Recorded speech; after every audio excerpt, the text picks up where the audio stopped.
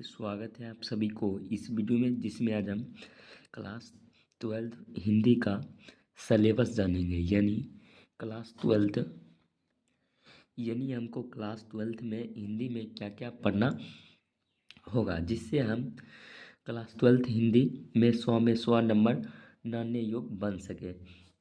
तो जैसा कि आपको पता ही होगा कि जो क्लास 12 का हिंदी होता है उसमें 50% से भी ज़्यादा व्याकरण पूछा जाता है और 50% से कम यानी किताब से पूछा जाता है। तो लगभग यानी व्याकरण से 55 नंबर का पूछा जाता है और किताब से लगभग 45 नंबर का पूछा जाता है। तो यहाँ पर किस टॉपिक से कितना नंबर पूछा जाता है और कौन कौन सा टॉपिक है, तो उसको यहाँ पर हम बताएंगे। तो सबसे पहले हम यहाँ पर किताब के लिखें। तो किताब में भी 2 खंड होते हैं, जिसमें सबसे पहला खंड है गद्य खंड और जो दूसरा खंड होता है उसको क्या कहते हैं, काव्य खंड कहते हैं। और इस प्रत्येक में यहाँ पर 13 पाठ होते हैं।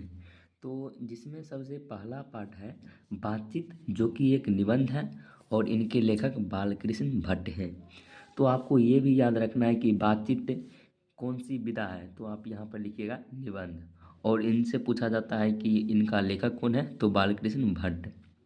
उसी प्रकार 2 नंबर चैप्टर का नाम है उसने कहा था। यह एक कहानी है और यह इनके जो लेखक हैं चंद्रधर शर्मा गुल्लेरी हैं। उसके बाद तीसरा चैप्टर का नाम है संपूर्ण क्रांति, जो कि एक भाषण है और इनके जो लेखक हैं जयप्रकाश नारायण हैं। उसके बाद चौथा चैप्टर का नाम है अर्धनारेश्वर, और जो कि एक निबंध है और इनके लेखक रामधारी सिंह दिनकर हैं। और 5 नंबर चैप्टर का नाम रोज है, जो कि एक कहानी है और जो इनके लेखक हैं सचिदानंद हीरानंद वात्सलायन आज्ञा। यहाँ पर हमने नहीं लिखा है। उसके बाद 6 नंबर जो चैप्टर है इसका नाम है एक लेखक और एक पत्र, जो कि एक निबंध है और इनके लेखक हैं भगत सिंह। और उसके बाद 7वां चैप्टर का नाम है ओ सदा नीरा, जो कि एक निबंध में भी ललित निबंध है और जो इनके लेखक हैं जगदीश चंद्र माथुर हैं।